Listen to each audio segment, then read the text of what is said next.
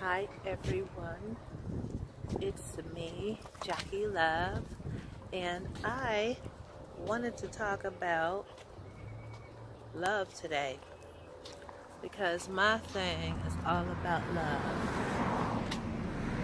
I know a lot of people don't even know what real love is. They don't even know. They think it's about sex. They think it's about, conquering as many women as they can. And then a lot of people, they just think that it's about, getting married, getting a boyfriend, having somebody in their life to share love with. Well, that's true, and that's one of the big ones, having somebody to share life with. But it's more to it than that.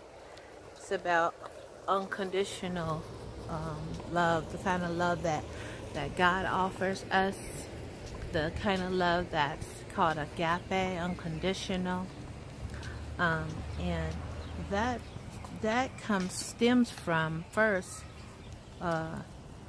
loving yourself.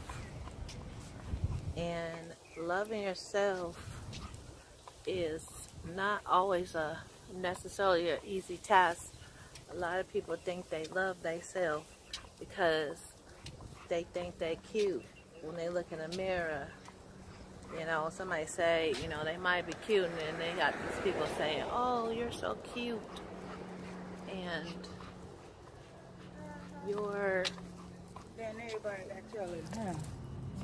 you're so fine and everything. They got these girls telling them they fine and everything, or these men telling them they fine, and as long as everybody's filling that up, telling them, affirming them, telling them how good they look, and they think that that's love. Just let them go without that for a long time. But it says God just dry that up and just let that stop happening and making you start feeling invisible by other people. Then you really have to go deep inside yourself and discover what real love really is. It's about being able to connect with God on a spiritual level, and like Jesus did, and being able to know that God is love, and in that, knowing that you're loved because God is love. Hold on.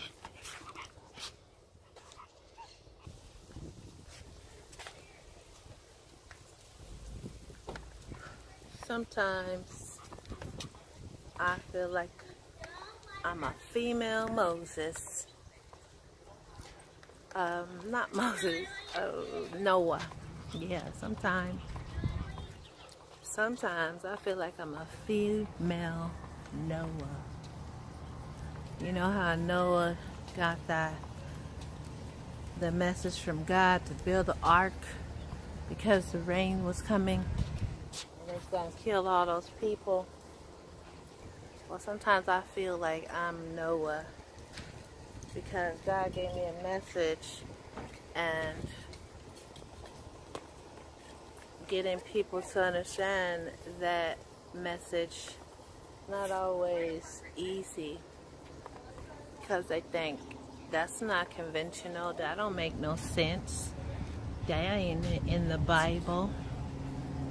Well, everything is not in the Bible. That's a book, but it's only one book, and it's already been written. So something that's written is not in it. You can't keep on writing it. So life continues to go on, and it's more to it.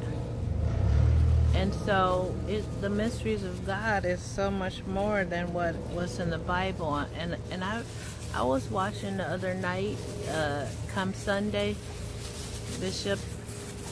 how Bishop Carlson found out, that everybody was saved. How God showed him when he was watching a movie, or he was watching a program at night about the people in Africa. Oh my. Ooh. Cooper just laid a big one, but I had to pick it up. And a lot of people they didn't believe him. He lost all his congregation. He lost all his best friends. You know, he had a big old following around the world, and people just went after him like they was just vultures. Like, no, you can't change that. You know, like all those people. I was thinking about like all those people. They knew how intelligent he was, how he is. Very, very well educated guy. You know, very well scripted. Taught at Oral Roberts University. And, you know, just all of a sudden, like, why would he just all of a sudden just change his mind about God? I mean, apparently he was starting to become enlightened, and God was ascending. He was being ascended into the real knowledge of God, because, you know, it did make sense. Why would it be that all those little children in Africa or Kenya or wherever these people are starving and hurting and dying, got flies in their eyes, and parents are dying of AIDS, and everybody don't even know about Jesus over there? And why would it be fair if God said, if God is love unconditionally, agape? Why would that be okay with God to say, oh, well, they're going to go to hell, all those people, if you know, somebody don't come from America and save them and tell them about Jesus? Well, everybody ain't going to get reached. I mean, what about the bush people, all the people in the back, or that's unreachable, that nobody can't get to? About those people. You know, when Jesus died for our sins, he died for everybody. And he said, it is done. He didn't say, okay, I died for you now. All you gotta do is get saved and accept me. He didn't say that. He said, I died for your sins, and that's that. And a lot of people don't understand that. They think, oh, you still gotta do this or that. You still gotta, you know, go through all these rituals and, you know, wear these long dresses, and, you know, in the Kojic churches, wear them big old hats. I always hated those hats. They be in the way anyway when you sitting behind them in a pew. But either way, that's neither here nor there. Some people think those hats are beautiful. I personally don't. But the whole thing is that just made so much sense to me when I watched that movie Come Sunday. Like, and he had a message, and God gave it to him, and he didn't want to tell the message. He didn't really know how to tell it, but his convictions were so strong that he had to get out there, and he boldly came out there and tried to explain to his people what was going on, what was happening, and where they misread the Bible. They misread it, and they only said what we've been taught. They by the other people who were, you know, sent to control the masses, you know, the slave masters and other people that want to keep us all ignorant, you know.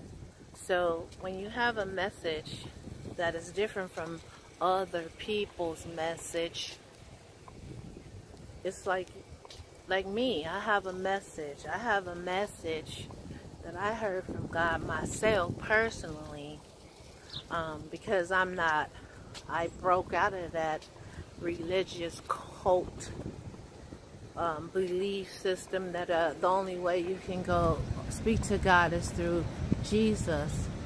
Jesus is the way. I mean, he showed us the way to God. That's why he did it. He was a perfect example of how how to get to heaven, which is actually, here on earth, in a different dimension. But he just wanted to show us that death wasn't. We didn't need to be afraid of death. We didn't need to be afraid of it, and so that we wouldn't have that sin conscience. He just wanted to show us the truth about God, and God is love, and how merciful God is, and how we can just go to God for ourselves. And so again, going back to Carlton Pearson and his message, and how he'd been preaching for 25 years or more, and then all of a sudden his heart was broken to see that those African children that was starving and stuff is going to hell. And he asked God, what did they do? Why do they have to go to hell? And God says, is that what you really believe, that I would send them to hell? Why would I do that? I mean, that's not true, They're not going to go to hell. And he started to study the Word. And it showed him in the Word that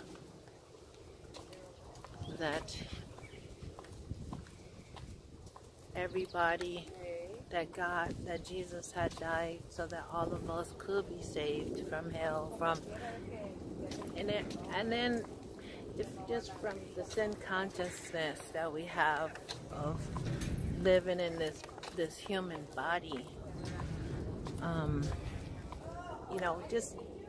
and so with that, I say that I am a pioneer as well as Carlton Pearson.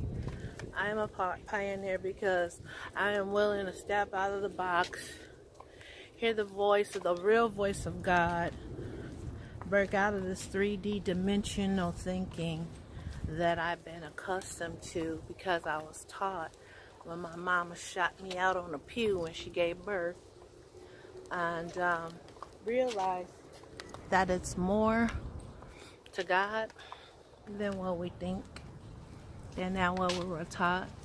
And he does have other plans in this universe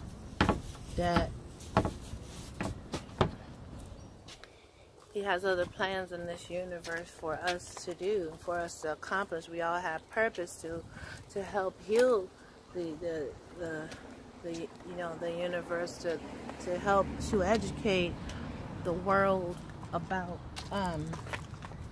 the way God really feels, the way that God really loves us, and he sent me as a light worker, someone that I was prepared. I believe I was prepared before time to come here to teach people, to learn about this earth, to learn about how things work, to feel the pains, to go through the things that the human experiences, so that I can know how to be an example and how to say, you know what, I've been there, I know what you mean, and this is the real way, and this is how you can get over that and feel better.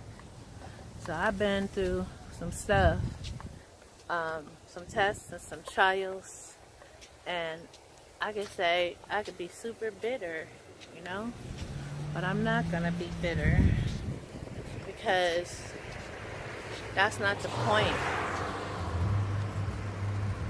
The point is for me to help to heal the collective whole, to show people how to love and how to be loved. And I know that that's what God sent me here to do. Sent me here to say, He loves you. You're not going to go to hell. I mean, you got to live a good life. He wants us to be happy. He wants us to have a good life and not live in fear. He doesn't want us to live in fear. We don't need to live in fear. This world that we live in, it's like the Matrix. It's not even real. It's like we are creating our own lives. Well, a lot of it is not even real, We're just all here to experience life in this body. And apparently we chose these lives before we got here. I chose to be me. I chose to have the parents that I had, and also I chose to go through this, have these experiences, so that I could be a light to one of the lights to God's world. I'm trying to get a light and adjust. I'm walking my dog again, Cooper. Let's see if we can see him. Cooper, come here. Cooper's right there. Yeah, there he is. Upside down. Upside down Cooper. Anyway, so I am saying these things because I'm just going to be open with it. I feel like I am a female Noah. I understand what Carlton Pearson went through, and it's probably still going through. I'm sure he's over it now. Whether that first shocker when you learned that Christianity, you know, is not what we think it is, I'll say.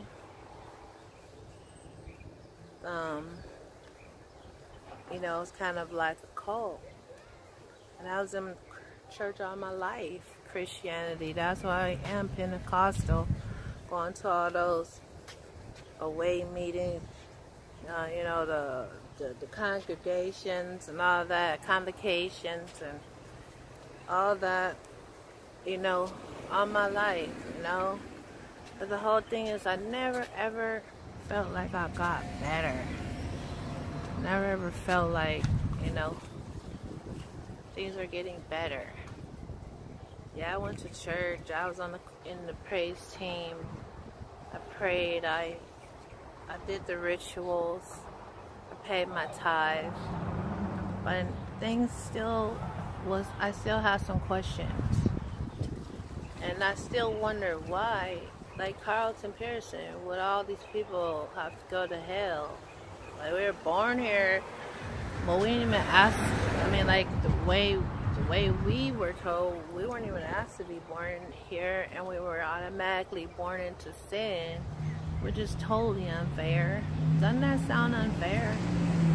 Like, in the Christians, we can reason with it. The pastors, they can reason with you with it, and they tell you their reason, but in reality, they don't even really know themselves.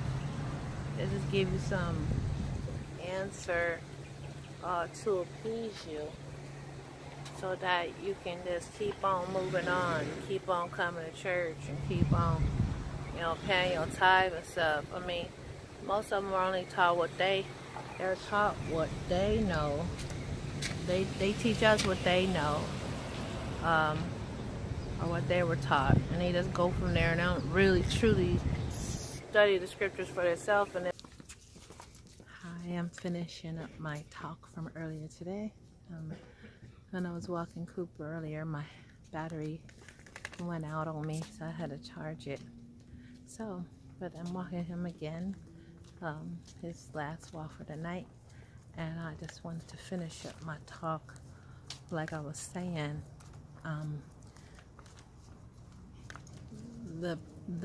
the people that are standing in front of us at our churches and synagogues and wherever, they're teaching us stuff that they were taught. And so they went to school and learned all the stuff, or didn't go to school, they just got appointed, and they felt compelled by, you know, God at that point to teach us those things, because most of them feel like that was their calling, and it is their calling. A lot of people have callings to teach the Word of God, and I believe that, again, it's like a level that you have to go through, or on this earth. Like, I believe that it was necessary for me to be born into religion so that I could have be a woman of integrity, someone that has guidelines and who just wasn't just all over the place. Because, I went through my wild stages, and for wild for me, it's not wild for you. It wasn't like all crazy wild. Thank God. I did have that Christian background. So, but the teachers, they had that stand before us, they had their background, and for whatever reason they came to Christ or to know God. And that's a good thing, because we taught us how to pray and how to be close, to have a relationship with God. I don't believe every teacher is sitting there telling us false information just because they just want to do it. That's because that's what they were taught, and they're trying to help the people.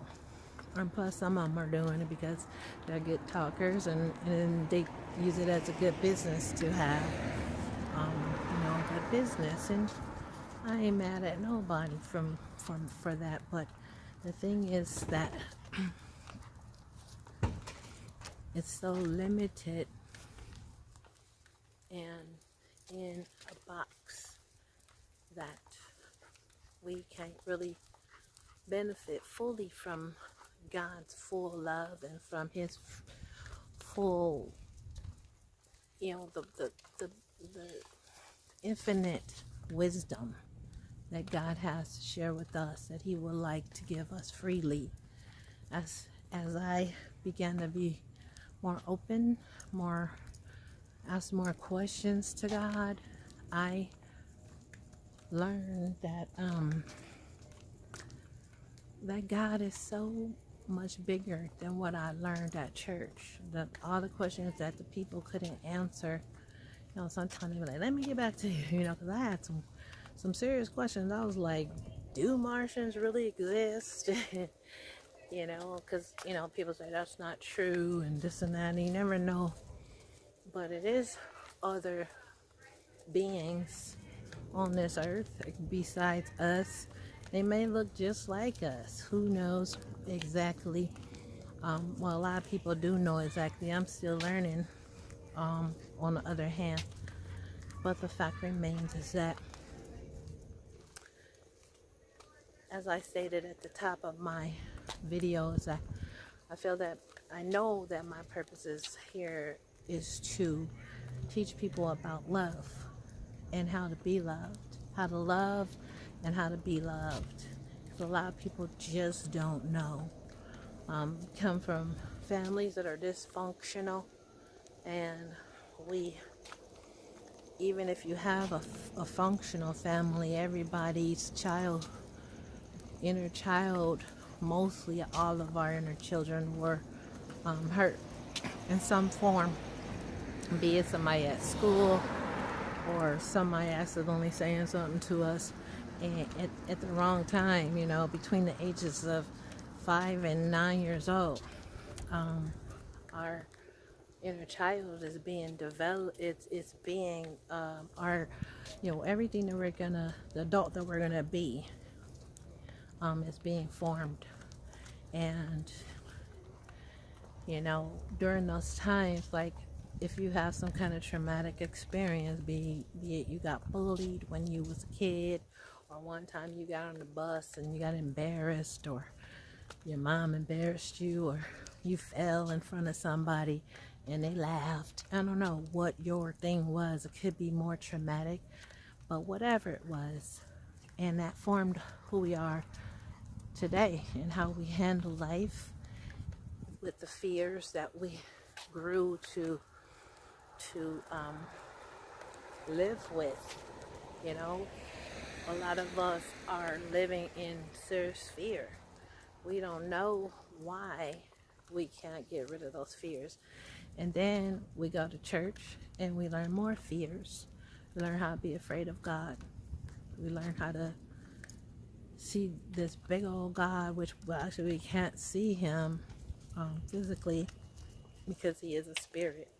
But we know He's there because He's the creator, and we have all these things that were created by Him.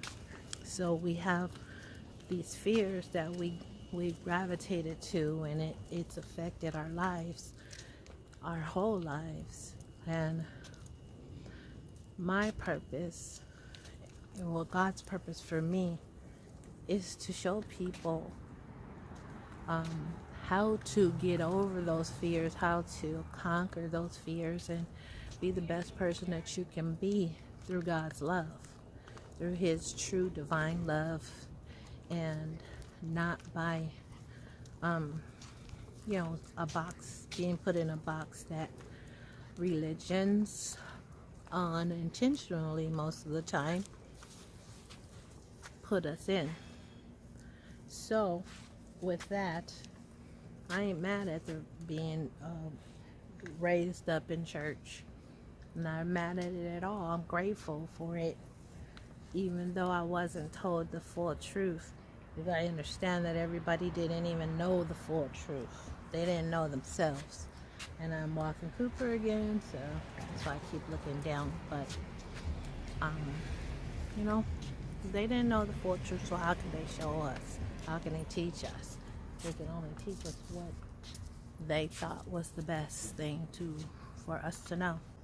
With that, I was so confused for a while when I first learned this information about how Jesus was a teacher, how Jesus was an awesome teacher. He still is. He's still teaching us all today the way to get to God, the way to God, the way to experience God at a high level, and not to be like we have honor and respect to God. He's our Father, but not like, oh my God, God is gonna step on me and crush me because I'm not perfect, and it's so funny because I used to strive to be a perfect Christian. I said one day I'm gonna get better and better, and I'm gonna be this Christian that, I wanted to be that Christian that was like Jesus, that who had just never sinned and never did anything wrong, never lied, never cursed, but that didn't happen. You know why? Because I'm human, and that's why Jesus died to show us, that because we are human, God already knew. They make it seem like, oh, God didn't know. But if He's all-knowing, of course He knew that we were going to make mistakes and stuff, Not that it's a good thing. Of course it's not good, but the thing is that He sent His Son to die for our sins so that we could have a better life. And He died for everybody, not just Christians or Catholics or whatever other religion believes in Christ. And I'm thankful for Jesus, and also I'm thankful for God for doing that so that we can see the real way and the real truth. So I'm gonna be talking about love and the love of God, and how to love and how to be loved. That's my ministry, and I'm gonna be talking about that and getting more in depth into it. The more I learn, the more I'm gonna share. Let me pull this camera back. Oh wow, it was right on my face. But I'm going to be that instrument, be one of God's instruments. Just as you are, we all have a calling. Nobody's better than anyone else. My calling is my calling. You have yours. And you can't be afraid to speak your truth. Like Bishop Carlton Pearson, he heard God's voice. He was like, whoa. But he prayed about it, he thought about it, and he chose to tell the truth.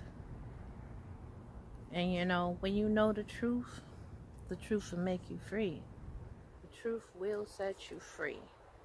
I feel so free now that I'm not hiding and saying, and that those untruths that I learned, are the truth. I'm saying that there's more to God than what we know.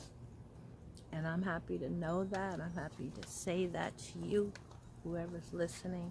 You may not agree with me. I know I'm probably not looking at the camera all the time. Well, directly into the camera. But I have decided to be my authentic self, to tell my truth, to build people's hope, and let them know that God is love, and He loves you no matter who you are, whatever walk of life you come from.